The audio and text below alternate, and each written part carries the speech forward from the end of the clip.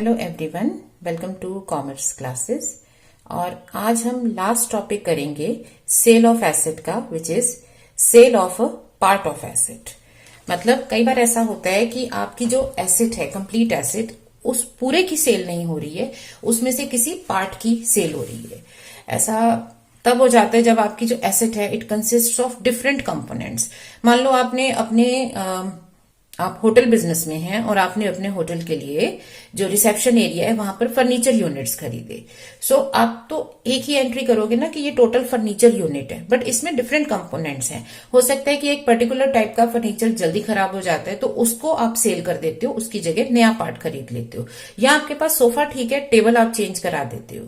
Similarly machines में भी ऐसा होता है कि आपके पास हो सकता है कि सेट ऑफ मशीन्स हो, मतलब 1 2 3 4 ऐसे कुछ मशीन्स हैं जो इकट्ठे एक सीक्वेंस में काम करती हैं और उसके थ्रू प्रोडक्शन कर रहे हो। सो उसमें से, उस पूरे प्लांट में से, इसे हम प्लांट कहते हैं, उस प्लांट में से कोई एक पर्टिकुलर मशीन आपकी खराब हो जाती है, उसे सेल करना है और उसकी जगह नया पार्ट आ जाएगा। सिमिलरली जब हम एयरक्राफ्ट की बात करते हैं या ट्रेवल व्हीकल्स की बात करते हैं तो उसमें जो इंजन है वो एक इंपॉर्टेंट पार्ट होता है एसेट का। तो कई बार ऐसा है कि आपके इंजन खराब हो गया तो आप उसको चेंज करा देते हो।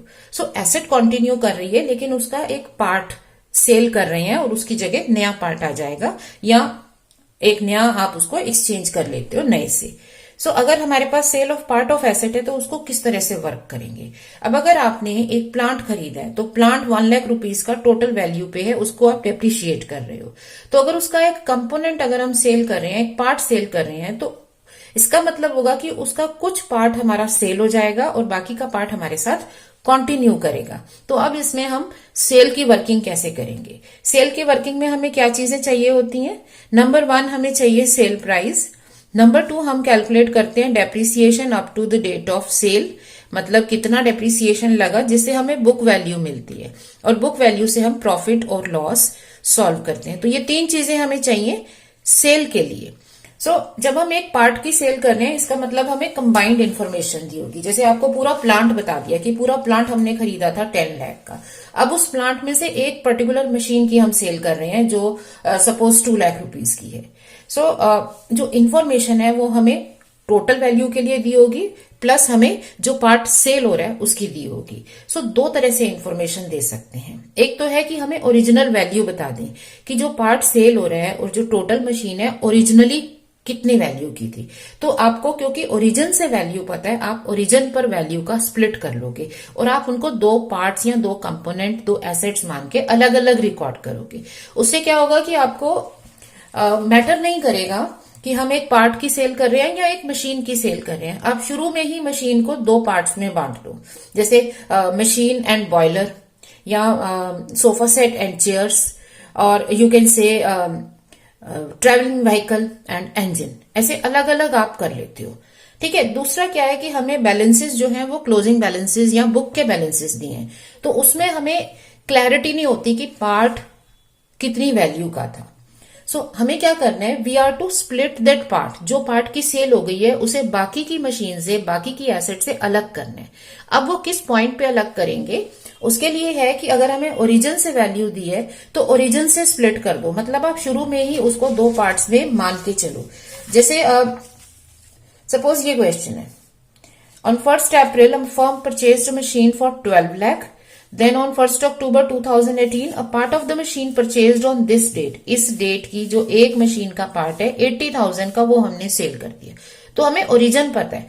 ओरिजिन मतलब जिस ईयर में ये एसेट्स हमने खरीदी थी उस ईयर में टोटल मशीन की वैल्यू भी पता है और हमें उस पार्ट की वैल्यू भी पता है। तो हम शुरू में ही इसको स्प्लिट कर देंगे और 2 पार्ट्स में लेके चलेंगे, पार्ट 1 पार्ट 2, या M1 M2 कर सकते हैं।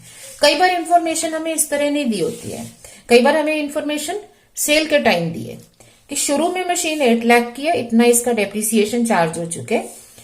On 1 July a machine purchase for 1,20,000 was sold for 50,000।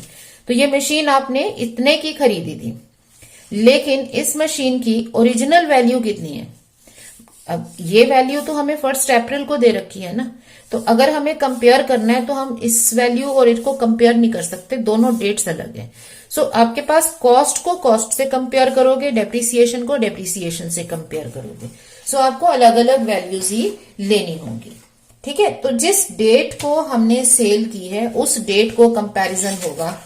जैसे ये केस है, you have a balance of 3 lakh in machinery account on 1 April 2016। अब ये बैलेंस आपका 1 अप्रैल 2016 का है और उस डेट को आपने एक मशीन जो 2014 अप्रैल में खरीदी थी 80,000 की, उसको सेल कर दिया। तो अब क्या आप कह सकते हो कि ये 3 लाख में से 80,000 की मशीन सेल हो गई और 2,20,000 की बच गई? नो, ये हम नहीं कह सकते क्योंकि अमाउंट्स कंपेरेबल नहीं है। आप दो डिफरेंट डेट्स को कंपेयर नहीं कर सकते। अब या तो आपको इस मशीन को जिसकी वैल्यू 16 अप्रैल की है, 2016 अप्रैल की है, या तो इसे पीछे ले जाओ 2014 तक और फिर दोनों को कंपेयर करो कि भाई इतने की मशीन थी और उसमें से 80 की बिक गई। या आप इस मशीन को भी 2016 तक ले आओ, लाना आसान है ना, डेप्रिसिएशन चार्ज करते जाओ, आपको इसकी वैल्यू मिल जाएगी। तो इसे इस डेट तक ले आओ और उसके बाद फिर आप कंपैरिजन करो। ठीक है ना। सो ये हमें देखना पड़ेगा कि हम कैसे कंपैरिजन कर सकते हैं। दोनों तरीके हैं, मैं दोनों तरीके आपको बता दूंगी। ठीक है ना। सो हमें इंफॉर्मेशन कैसे दी होगी, या तो हमें सेल की डेट पर इंफॉर्मेशन दे रखी है, क्लोजिंग बैलेंसेस मतलब बुक वैल्यूज दे रखी है, ओरिजिन नहीं पता। जैसे ये एसेट 2014 को कितने की थी हमें नहीं पता। ठीक है ना, ओरिजिन नहीं पता, उसमें फिर हम सेल पर कैलकुलेशन करते हैं। और दूसरा है कि अगर आपको ओपनिंग बैलेंसेस दिए हुए हैं मतलब ओरिजिन पता है, तो जब ओरिजिन दिया है तो हम स्प्लिट कर देंगे assets on the date of origin.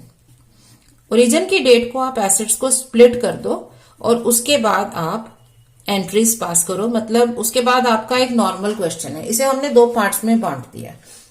और जब बैलेंसेस दे रखे हैं मतलब सेल के टाइम पे इंफॉर्मेशन दे रखी है, then split the assets on the date of balance given. जिस डेट को बैलेंस गिवन है ना उस डेट को स्प्लिट करेंगे, तो तब से वो 2 पार्ट्स में जाएगी और उसकी सेल की और अकाउंट्स की रिकॉर्डिंग होगी। So let us take these 2 cases one by one. एक एक करके दोनों केसेस समझेंगे कि वर्किंग में डिफरेंस क्या है। ठीक है, अब कॉन्सेप्ट में डिफरेंस पता है, ओरिजिन पे स्प्लिट करना है या सेल के टाइम स्प्लिट करना है, ये हमें देखना है। सो अगर ओरिजिन पता है तो ओरिजिन से कर दो, ओरिजिन नहीं पता तो फिर सेल के टाइम पे भी कर सकते हो, या ओरिजिन पे पहुंचो या सेल के टाइम पे करो। पहला हम ले रहे हैं original values are given. So on 1 April 2016 हम टाइम लाइन पे चीजें लेके चलते हैं। सो आपने एसेट जो खरीदी उसकी कॉस्ट प्राइस हो गई 12 लाख। उसके बाद कुछ नहीं हुआ, मतलब 2016 17 कुछ नहीं हुआ। नेक्स्ट हमारा ईयर आया 2017-18 एंड वी नो हमारा फाइनेंशियल ईयर 1 अप्रैल 2017 से शुरू हुआ, 31 मार्च 2018 को खत्म हुआ। इसमें भी कुछ नहीं हुआ 16, 17, 17, 18, क्योंकि ये तो अक्टूबर में सेल कर रहे हो ना, तो इस ईयर में कुछ नहीं हुआ। नेक्स्ट ईयर आ गया 2018-19, ये स्टार्ट हुआ 1 अप्रैल 2018 से और एंड होगा 31 मार्च 2019 को। इसमें 1 अक्टूबर 2018 को आपने एक मशीन सेल कर दी, पार्ट ऑफ मशीन। ठीक है, सोल्ड। उसकी बुक वैल्यू कितनी है? बुक वैल्यू नहीं, उसकी वैल्यू है 80,000 की और 1/4/2016 मतलब इस डेट को जब तुमने खरीदा, और इसको सेल कर रहे हो आप 45,000 पे। और उसी टाइम पर आपने एक न्यू एसेट भी परचेज कर ली 1,58,000 की। अब हमें क्वेश्चन में चाहे मशीनरी अकाउंट कहें विद प्रोविजन या विदाउट प्रोविजन या एसेट डिस्पोजल अकाउंट के साथ या उसके बिना, वो सब वर्किंग आसानी से हो जाती है क्योंकि तुम्हें अमाउंट्स डिफरेंट जगह पे पुट करने हैं। इंपॉर्टेंट क्या है? कैलकुलेशंस। सो पहले हम एक वर्किंग नोट बनाते हैं। तो हमारे पास कितनी मशीन्स हैं? देखो, अब ये 1 मशीन जो है, फर्स्ट मशीन आपकी 12 लाख की थी, लेकिन इसी मशीन का एक पार्ट, ये इस डेट को खरीदी है, डेट्स को बहुत ध्यान से देखना है।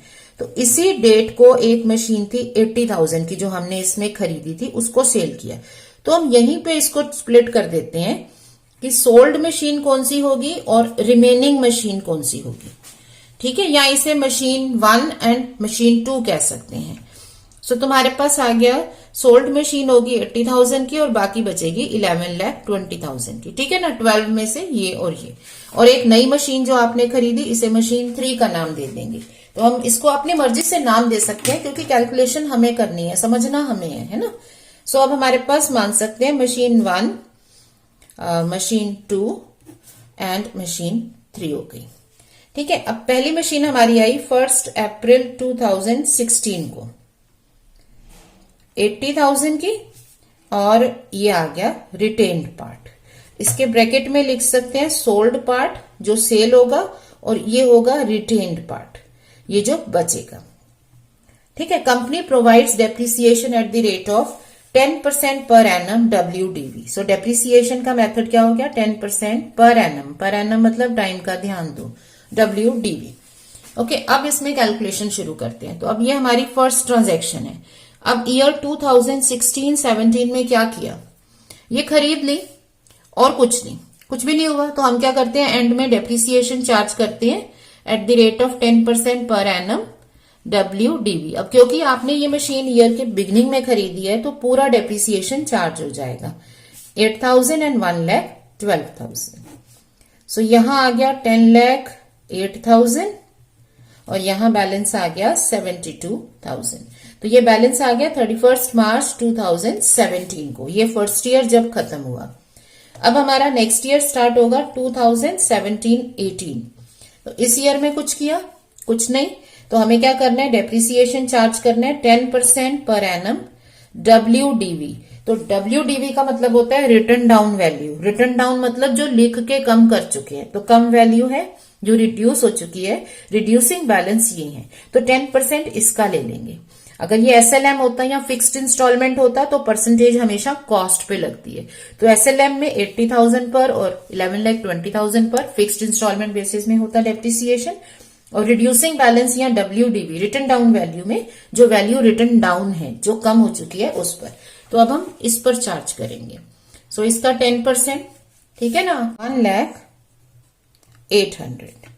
सो अब रिटर्न डाउन वैल्यू कितनी आ गई, वैल्यू ऑन 31 मार्च 2018, इस ईयर के एंड में। ये जो ईयर है आपका, इसको हाईलाइट कर देते हैं। सो 2017-18, इसमें बच्चों को दिक्कत सिर्फ यहां आती है जब हम टाइमलाइन फॉलो नहीं कर रहे होते, तो कंफ्यूजन होती है कि ये डेट कहां से आ गई। आप ईयरली फॉलो करो, टाइमलाइन बना चुके हो उस पर काम करो। ओके, अब वैल्यू कितनी बच गई, यहां पर 9,07,200 और यहां पर वैल्यू बच गई 64,800। ठीक है ना। अब नेक्स्ट ईयर स्टार्ट हुआ 2018-19, तो ईयर वाइज हम चल रहे हैं। अब इस ईयर में क्या हुआ है, तो अपने टाइमलाइन पर जो हमने क्वेश्चन लिखा था उसको देखो। 1 अक्टूबर को एक पार्ट सेल हो गया। कौन सा पार्ट, ये पार्ट 80,000 वाला, वो हमने पहले ही अलग कर दिया हुआ है। तो अब आप क्या एंट्री करेंगे, 1 अक्टूबर 2018 को इसको आप सेल कर रहे हो, तो सबसे पहले इसकी वैल्यू निकालेंगे डेप्रिसिएशन फॉर 6 मंथ्स, क्योंकि आपने अक्टूबर तक इसको यूज किया है। सो 64,800 इंटू 10% फॉर 6 मंथ्स। 6 मंथ्स कैसे आता है, अप्रैल में ईयर स्टार्ट हुआ, अक्टूबर में सेल की। सो अप्रैल से लेके 1 अक्टूबर तक 6 मंथ्स तुम्हारे हो गए 3,240। ठीक है। सो ये इसकी बुक वैल्यू आ गई on the date of sale, कि जब एसेट की सेल हो रही है तो उसकी बुक वैल्यू है 61,580 और इसको सेल कर रहे हो 45,000 पे। तो प्रॉफिट हुआ या लॉस हुआ, सर्टनली हमारे पास लॉस है क्योंकि हमने कम पर एसेट की सेल की है। ठीक है। सो ये आ गया 16,560 इसका लॉस। अब ये मशीन ओवर हो गई, बाकी मशीन्स पर आते हैं। तो इसमें 1 अक्टूबर 2018 को एक नई एसेट की परचेज हो गई 1,58,000 पर। ये खत्म हो गया आपका मशीन। अब ये दोनों कंटिन्यू होंगे। सो यहां पर हम डेप्रिसिएशन चार्ज करेंगे 10% पर एनम WDV। तो क्योंकि ये एसेट तो पीछे से चलती आ रही है, इसको पूरा यूज कर रहे हैं, तो इसका 10% सीधे हो जाएगा 90,720। यहां पर हम डेप्रिसिएशन लेंगे। सो 10% अब क्योंकि ये मशीन आपने खरीदी है 1 अक्टूबर में, तो अक्टूबर से इसको यूज करना शुरू करेंगे। सो 1 अक्टूबर से 31 मार्च तक, ठीक है ना। जब इस डेट को ये मशीन आई है तो यहां से ये यूज होना शुरू हो जाती है। सो इसका 6 मंथ्स का डेप्रिसिएशन कितना आ जाएगा, 7,900, ठीक है। सो 1,50,100 और यहां पर वैल्यू बच गई आपके 8,16,480, 31 मार्च 2019, ये 2018-19 का एंड। तो ये आ गए हमारे पास बैलेंसेस। अब जैसे हमें क्वेश्चन कह रहा है उस तरह से हमने इसकी वर्किंग कर देनी है। So in case provision for depreciation is not maintained, तो सारी रिकॉर्डिंग यहां पर होगी मशीनरी अकाउंट में। सो आप स्टार्ट कर दो। सबसे पहले क्या हुआ, इस डेट को 1 अप्रैल 2016 को एसेट की परचेज हो गई। सो टू बैंक अकाउंट, आप इसमें मशीन 1 मशीन 2 कर सकते हो, या आप इसको पार्ट भी लिख सकते हो। मशीन 1 कंपोनेंट 1, ठीक है ना। सो 12 लाख आपके पास परचेज हो गई। एंड में क्या किया, डेप्रिसिएशन चार्ज किया। सो 31 मार्च 2017 bye depreciation account, machine 1 machine 2 8,000, 1,12,000, ठीक है। सो 120। अब इसी डेट को बैलेंस कितना आ गया आपके पास, पहली मशीन का बैलेंस बचा 72,000, सेकेंड मशीन का बैलेंस बचा 10,08,000। सो आ गया आपका 10,80,000, ठीक है। ये हो गया आपका क्लोज। अब नेक्स्ट ईयर स्टार्ट हुआ 1 अप्रैल 2017। बैलेंस आपके पास कौन से हैं, मशीन 1 एंड मशीन 2 72,000, 10,08,000। सो ये हो गया 10,80,000। अब सेकेंड ईयर में तो कोई ट्रांजैक्शन नहीं है, तो सेकेंड ईयर में हमने क्या किया है, सिर्फ डेप्रिसिएशन चार्ज किया और अकाउंट को बैलेंस किया है। सो 31 मार्च 2018 को bye depreciation account, so machine 1 machine 2 7,200 and 1,08,000, कितना आ गया 1,08,000, ठीक है ना। सो अब बैलेंस आ गया सेम डेट को, balance carry down, machine 1 and machine 2, so 64,800 and 9,07,200। ये सब आप करते आ रहे हो, ठीक है। 9,72,000 ये आ गया डेप्रिसिएशन। ये सारी कैलकुलेशन हमारे हाथ में है, एक बार वर्किंग नोट बन जाए फिर कोई दिक्कत नहीं है। उसके बाद नेक्स्ट ईयर स्टार्ट हुआ 2019। So to balance brought down, machine 1 machine 2,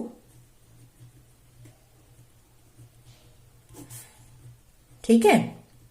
अब इस ईयर में क्या हो रहा है, इस ईयर में आपके पास एक नई एसेट परचेज हुई और पुराने की सेल हुई। तो जो फर्स्ट पार्ट आपने सेल कर दिया, सेल के टाइम हम क्या रिकॉर्डिंग करते हैं, सेल के टाइम हमें 3 चीजें रिकॉर्ड करनी होती हैं।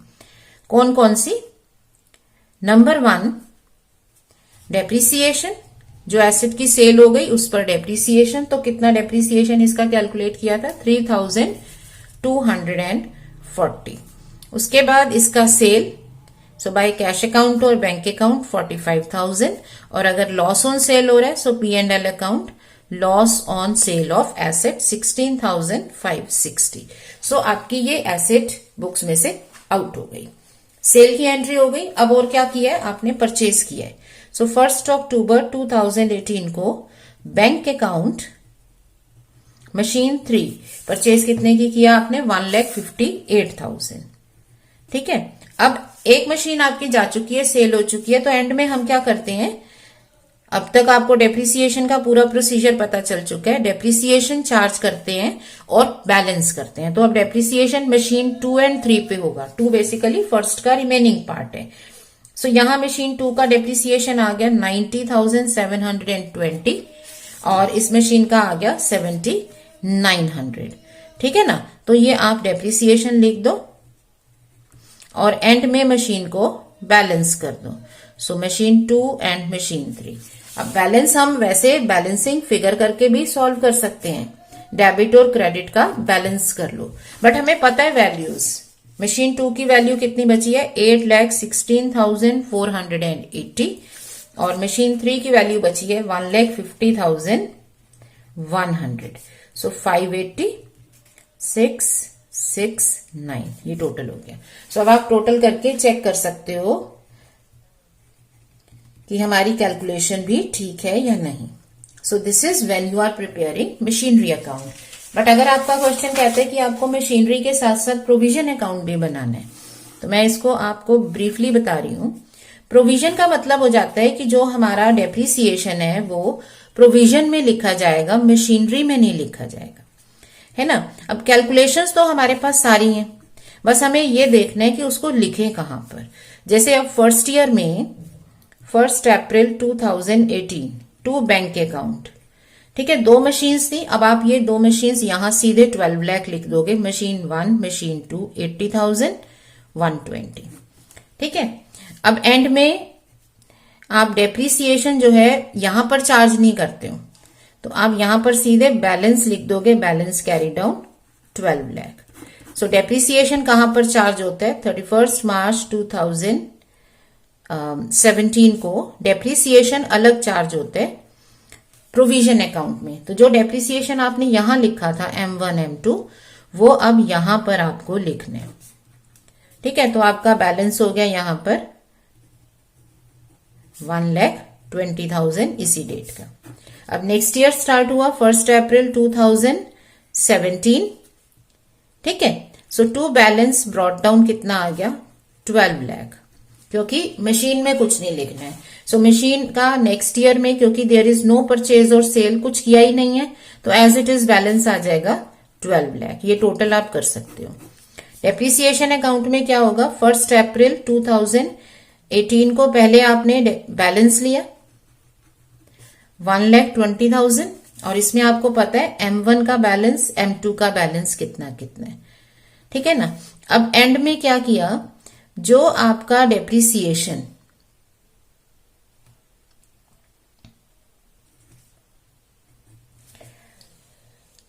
मशीन में चार्ज हो रहा था वो यहां लिखना होता है, यही प्रोविजन का मेथड है ना। तो जो डेप्रिसिएशन आपने यहां लिखे थे वो अब आपके प्रोविजन अकाउंट में आएंगे। सो 1,08,000। सो इन अ वे अब आपका यहां जो बैलेंस है 31 मार्च 2018 को बैलेंस आपका कितना हो जाएगा, ये पहले का डेप्रिसिएशन था, ये नया डेप्रिसिएशन आ गया। सो अकाउंट आपका क्लब हो गया 2,28,000। इसमें आप लिख सकते हो M1 M2 का कितना कितना डेप्रिसिएशन है। M1 में पहले 8,000 था, 7,200 और प्रोवाइड किया, तो M1 का टोटल कितना हो गया 15,200।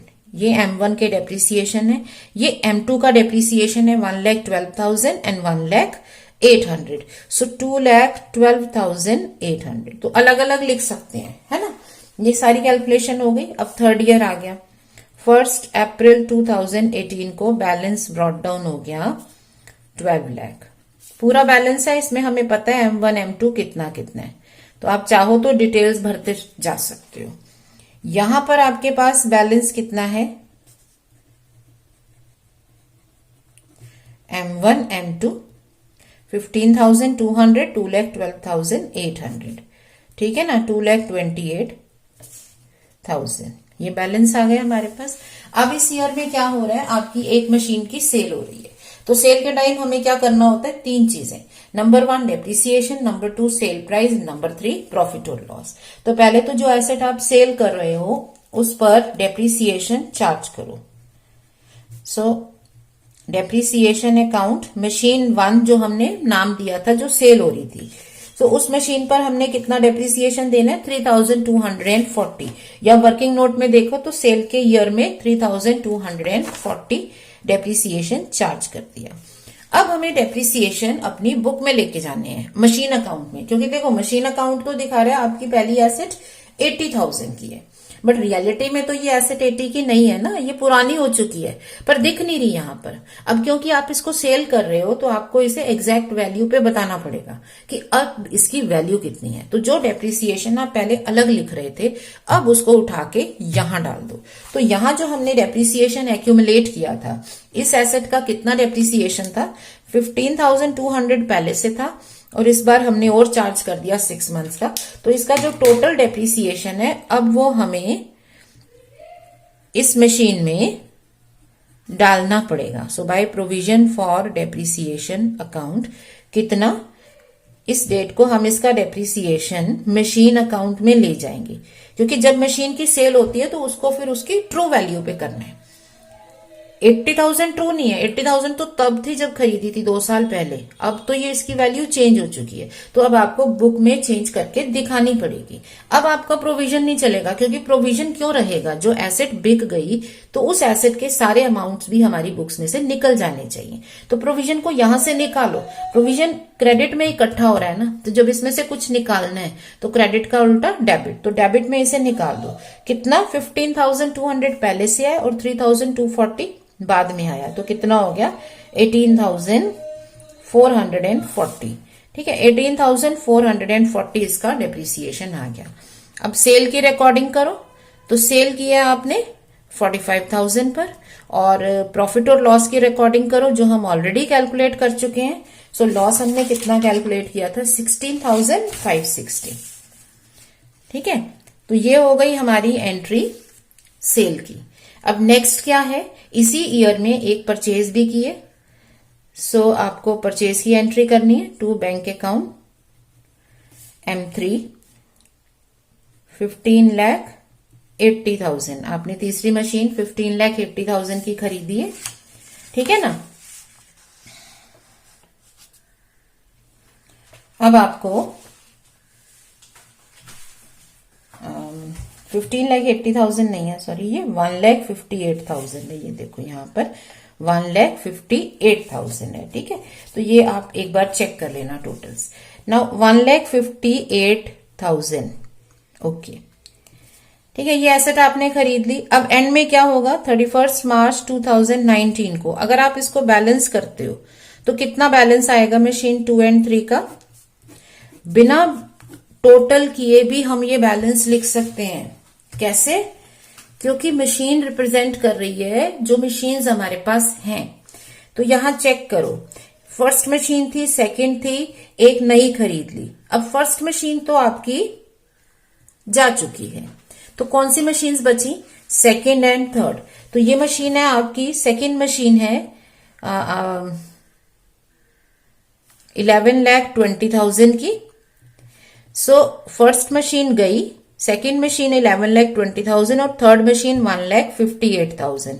सो आपकी मशीन्स का टोटल कितना हो जाएगा, पहली मशीन आपके पास है और सेकंड आपने नई खरीद ली, सो 12,78,000 आपकी नई मशीन के साथ total value. So machine account का बैलेंस ये होगा। इधर डेप्रिसिएशन में आते हैं। So at the end of the year हमें डेप्रिसिएशन चार्ज करना है। अब मशीन 1 जा चुकी है तो 2 और 3 पर डेप्रिसिएशन चार्ज होगा। सो कैलकुलेशंस हमारे पास है, मशीन 2 पर डेप्रिसिएशन है 90,720 और इस पे 7,900। सो 90,720 एंड 7,900। सो कितना डेप्रिसिएशन आ गया, 98,620। अब आप इसको बैलेंस कर सकते हो, क्योंकि एट द एंड सारे अकाउंट बैलेंस होने होते हैं। So to balance carry down, machine 2 और 3 का डेप्रिसिएशन और बैलेंस आ जाएगा। बैलेंस हम कैसे करते हैं, क्रेडिट साइड का टोटल करो, डेबिट साइड का टोटल करो और डिफरेंस कर दो। लेकिन डेप्रिसिएशन के चैप्टर में ब्यूटीफुल पार्ट क्या है कि हम कभी भी बैलेंस सीधे अकाउंट में से रीड कर सकते हैं। मतलब अब ये प्रोविजन किस किस का है, आप ये सोचो। अब तक इस क्वेश्चन में वी हैव 3 मशीन्स, ठीक है, 3 में से फर्स्ट गई, you are left with second and third. तो यहां पे बैलेंस बचना चाहिए सेकेंड एंड थर्ड मशीन का। तो अब सेकेंड मशीन का बैलेंस देखो कितना है, सेकेंड मशीन का बैलेंस है 2,12,800 और अब हमने इस पे और डेप्रिसिएशन चार्ज कर दिया 90,720। समझ रहे हो, 2,12,800 इसका पहले से डेप्रिसिएशन है और 90,720 और अगर हमने चार्ज कर दिया तो इसका बैलेंस हो जाना चाहिए 3,03,520। थर्ड मशीन हमने नई ली है तो अभी उसका पहली बार ही डेप्रिसिएशन आया। सो हमारा डेप्रिसिएशन का टोटल हो जाना चाहिए 3,11,420। ठीक है, सो इस तरह से हम बैलेंस सॉल्व कर सकते हैं। अब चाहे आप मशीन अकाउंट बनाएं विदाउट प्रोविजन या विद प्रोविजन, हमारे फाइनल बैलेंसेस हमेशा सेम रहते हैं। सेम इन द सेंस कि नेट वैल्यू सेम है। यहां हमने net value as it is solve कर ली, बट प्रोविजन मेथड में क्या होगा, आपकी बुक्स दिखाएंगी कि आपकी एसेट्स एट कॉस्ट इतनी है और इस पर ये डेप्रिसिएशन चार्ज हो चुके हैं। सो नेट वैल्यू कितनी बची, आप अगर इसे माइनस करते हो तो सेम वैल्यू आती है। तो एसेट की वैल्यू उतनी ही है, बस मेथड पे डिपेंड कर रहा है कि हम दिखा कैसे रहे हैं, हम नेट वैल्यू दिखा रहे हैं या हम अलग अलग दिखा रहे हैं। सो प्रोविजन हो विदाउट प्रोविजन हो, हमारी अकाउंटिंग में कोई दिक्कत नहीं है अगर हमने वर्किंग नोट ढंग से बना लिए। ठीक है, सो फोकस करो वर्किंग नोट पे। टाइम लाइन पर क्वेश्चन लो। जब भी हमारा क्वेश्चन 1 साल से ज्यादा टाइम पीरियड पे जाता है, जब लंबा टाइम होता है जिसमें हमें डेट्स का ध्यान रखना है, तो हमेशा टाइमलाइन बना के चलो, क्योंकि हम नहीं तो भूल जाएंगे या कई बार डेट्स इधर उधर हो जाती हैं। तो टाइमलाइन पर क्वेश्चन करो, वर्किंग नोट बना लो। वंस इट इज डन, अब accounting is not an issue. आपको सिर्फ फिगर्स को लेफ्ट डेबिट क्रेडिट पुट करना है, वो आप कर सकते हो। So I hope this question is clear to you. So stay learning and practising, stay smiling. Next time we'll be taking up another question. एक और क्वेश्चन प्रैक्टिस करेंगे दूसरे टाइप का। जैसे मैंने आपको बताया ना कि जब हम सेल की एंट्री करते हैं तो हमारे पास 2 केसेस हैं, ओरिजिनल वैल्यू गिवन है या फिर सेल के टाइम पे बैलेंसेस गिवन है। तो अब हम बैलेंस वाला क्वेश्चन करेंगे। Okay, so I hope this is done. Thank you.